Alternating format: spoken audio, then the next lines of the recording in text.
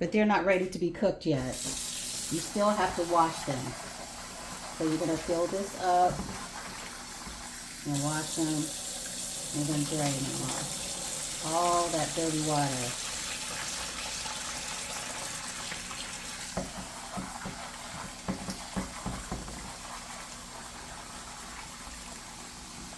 To me, they're easier to clean when they're clumped up as well.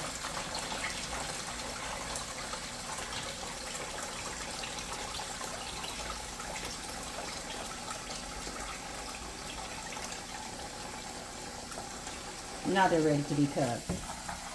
Now you're going to fill them up. You're going to leave about an inch of water in your pot.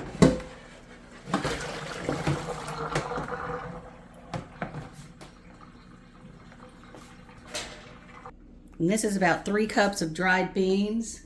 And then you're going to turn it on medium, bring it to a boil, add your salt and pepper or your favorite seasoning, and then let them cook. And it won't take long for these to cook. That's the whole idea of soaking your beans, so that it'll cut out the cooking time.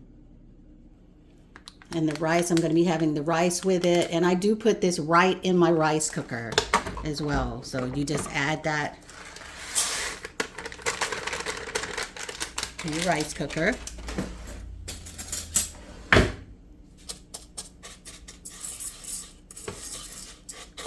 And then just cook it like you would regular rice. And as you can see inside, you've got the different levels here. Those are the water lines. So you got the sushi, the brown rice, and the white rice. So we're going to go up to the line with the white rice with the water.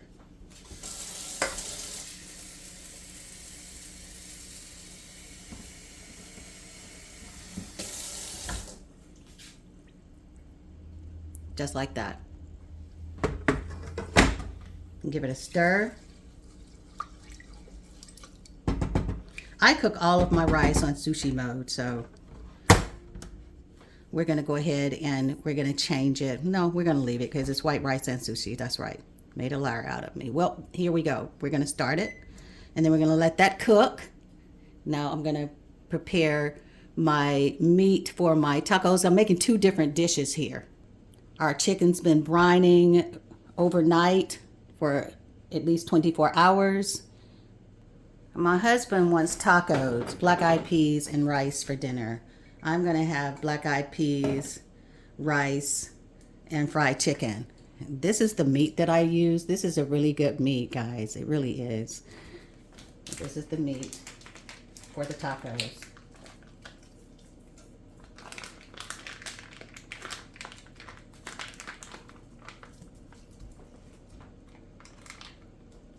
You're going to be breaking that up.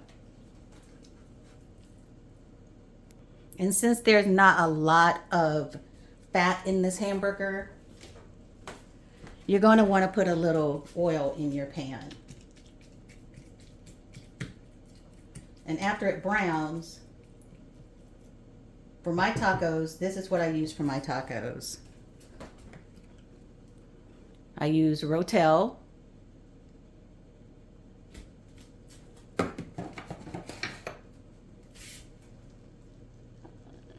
Old El Paso taco seasoning.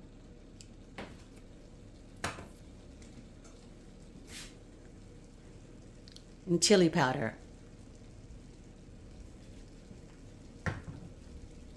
While our hamburger is browning, I'm going to go ahead and prepare our chicken. We're going to take it out of the brine, and we're going to dry our chicken, and then we're going to get ready to cut it up.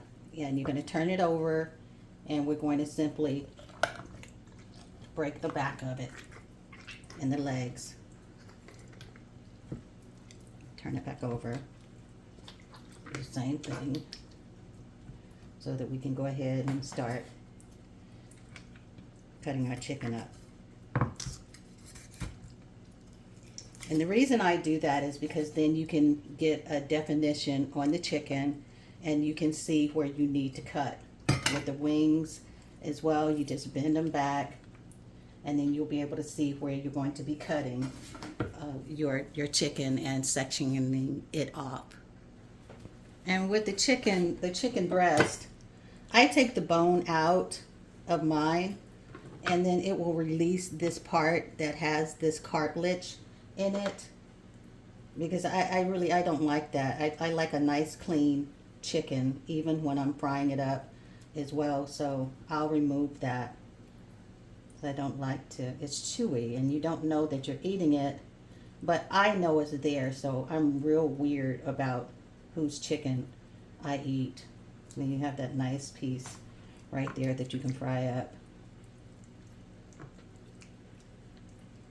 You have a nice chicken breast there. But that piece is gone. Now our burger is browning nicely. And at this point, what we're gonna do is we're gonna add our can of Rotel. We're just gonna add the whole thing. You get all of that nice essence at the bottom of your meat.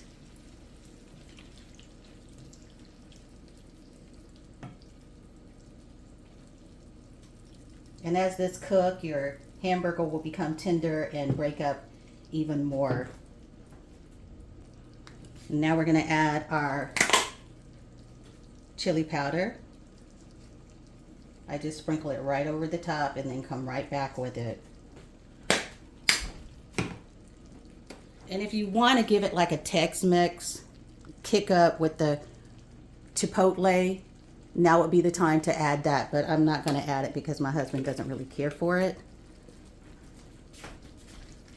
And then we're going to add, I'd say about 1/4 cup of your Old El Paso.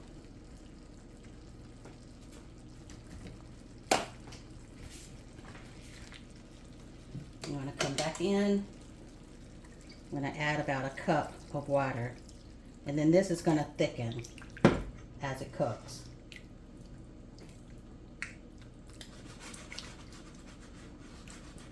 Now what we're going to do is we're going to cover it. We're going to let it simmer for about an hour.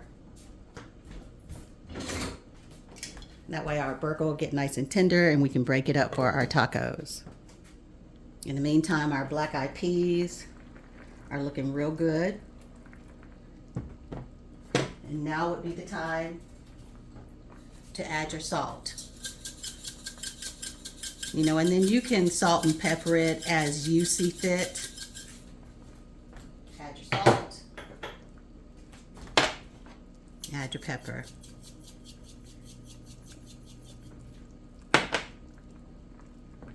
And then just let those cook until some of the water cooks out. And that's for the black-eyed peas. Our chicken. We've got our legs, we have our breast, we have our wings, and then we have our back, because I don't throw anything away. And what we're going to do, and I also leave my leg and my thigh connected, because it is such a small chicken that, you know, to separate it, it would just be small pieces, so I leave that whole. The flour that we're going to be using is going to be Martha White self-rising flour. We're going to use 3 cups of this. The hot rise, make sure it says self-rising. And then we're also going to be using to that a cup of the Bisquick. We're going to take our white flour and our Bisquick and we're going to put it in a bag. I'm going to mix it all up. And then we're going to add our seasonings right to the flour. In the meantime, let's check our rice. And our rice is coming along grand. In our bag of flour, we're going to add some 2 tablespoons of poultry seasoning, a teaspoon of ginger, 3 tablespoons of Saison Tropical, 3 tablespoons of onion powder, and 3 tablespoons of garlic powder. We're going to now season our chicken. All we're going to do is just put a little salt over the top of our chicken, each piece. Be careful, because remember also that the brine had salt in it, so you're not going to need to add that much salt. And then just massage it on both sides. Massage it in. And remember also, I use sea salt.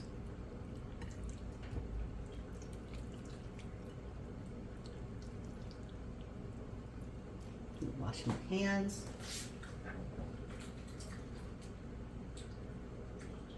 When I'm cooking chicken, I do keep a sink filled with Clorox and detergent, because I want to be able to avoid salmonella. Chicken is very dangerous. So we're gonna, after we add all of our seasonings to our bag, we're gonna shake it up.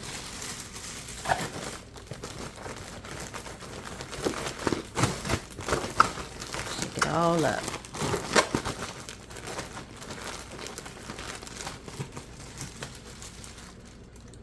And keep in mind, our chicken is still quite moist.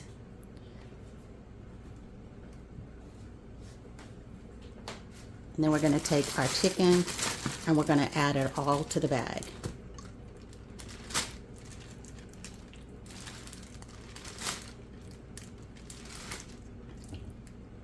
And then we're going to take a clean platter and get ready for our chicken. We're going to take our chicken and then we're just going to shake it all in, shake it up.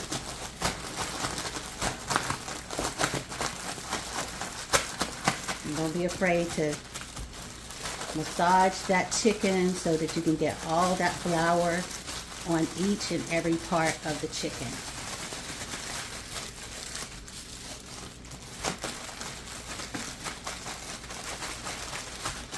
And if you want to keep the flour after you get done, you can roll it up and put it in the refrigerator. I mean, in the freezer. Excuse me. Not the refrigerator. And I'll show you.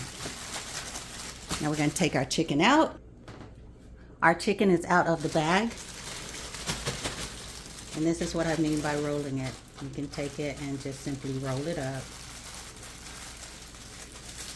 And then store it in your freezer. And you can use this again for another chicken dish. I would not use it on anything else because that's cross-contamination.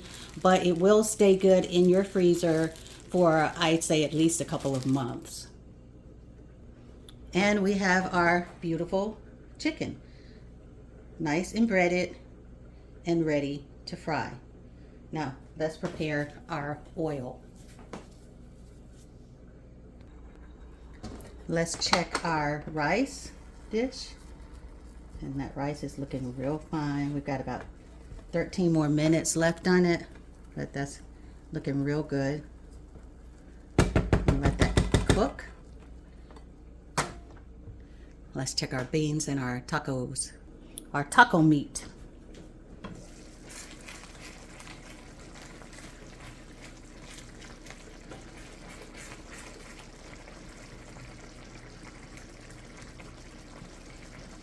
And you can tell when your meat is getting tender because then you can just break it with your spatula.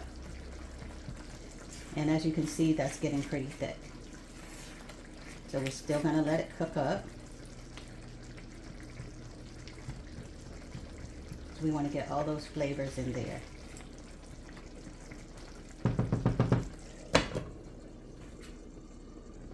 Our black-eyed peas are looking real good too.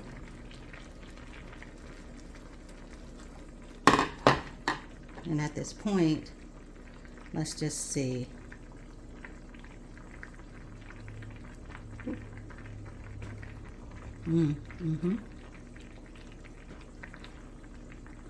And you see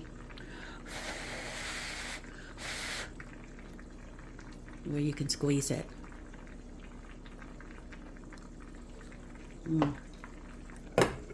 And at this point, when you can squeeze a bean, turn it off, because then the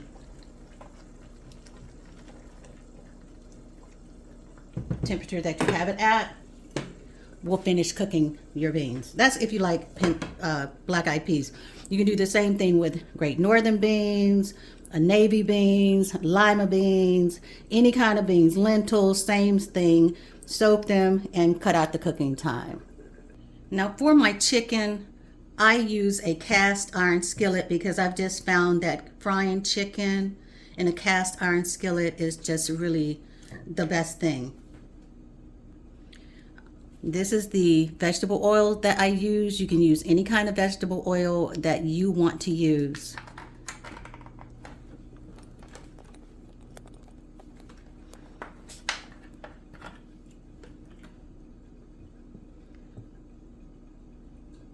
And I'd say fill it up to the line. As you can see, my skillet is seasoned, so I'm going to fill it up to that line. But in your skillet, depending on what kind of skillet that you want to use, I would reckon you would be using about 3 cups of oil.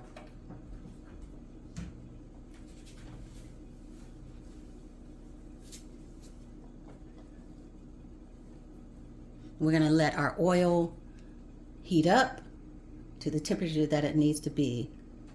As you can see, I have changed eyes. And look at that meat. You could just break it with your spatula. And my husband is home and just in time too, because look at our beans. Our beans are done. Our taco meat is done. I'm gonna fry up my chicken here in a minute, y'all. After this cools off, you'll be able to go in and get all that essence off and stir it up properly. All right, now so how can you tell if your oil is ready? What I do is I just sprinkle a little flour over the top.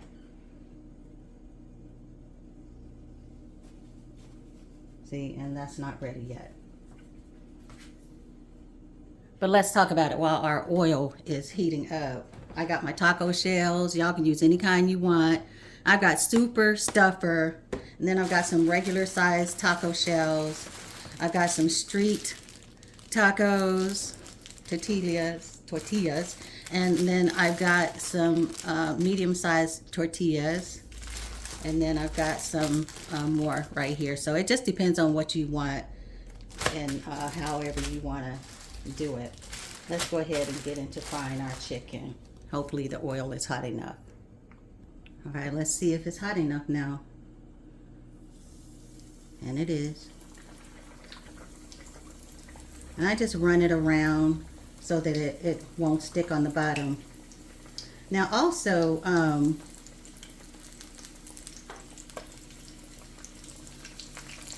fry the bigger pieces first because, you know, it takes the longest for them to cook. So do your thicker pieces first, your legs and your breast.